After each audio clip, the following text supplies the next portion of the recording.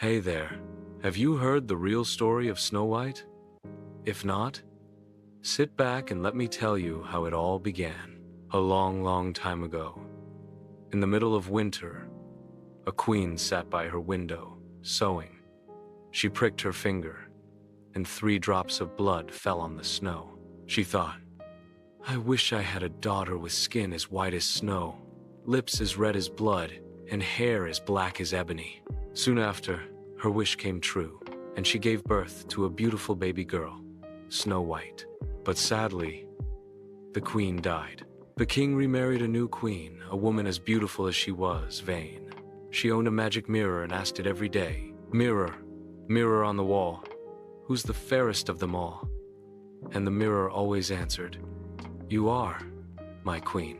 But when Snow White turned 7, the mirror gave a different answer. Snow White is the fairest of them all. And oh no, the queen did not like that. Furious with jealousy, the queen ordered a huntsman to take Snow White deep into the forest and kill her. But when the moment came, the huntsman couldn't do it. Snow White was too innocent, too kind.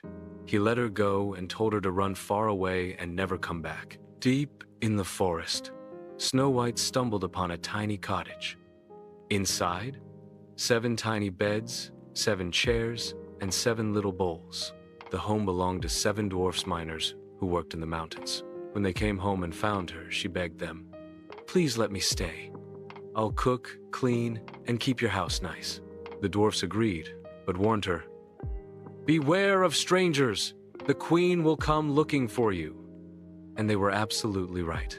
When the queen heard Snow White was still alive, she was furious. So she came up with 3 evil plans to get rid of her. First, she disguised herself as an old peddler woman and offered Snow White a lace for her dress, but she laced it too tight, and Snow White fainted. Luckily, the dwarfs came home just in time and saved her.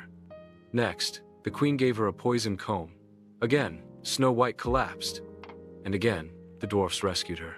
Finally, the queen made a poisoned apple red and shiny on one side, poisoned on the other.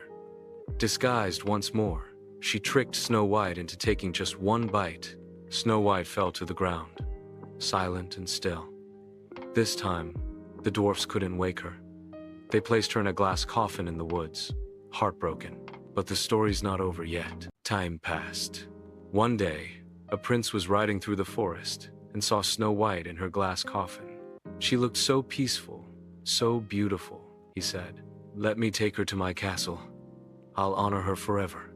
As the prince's men carried the coffin, they stumbled, and the piece of poisoned apple popped out of her throat.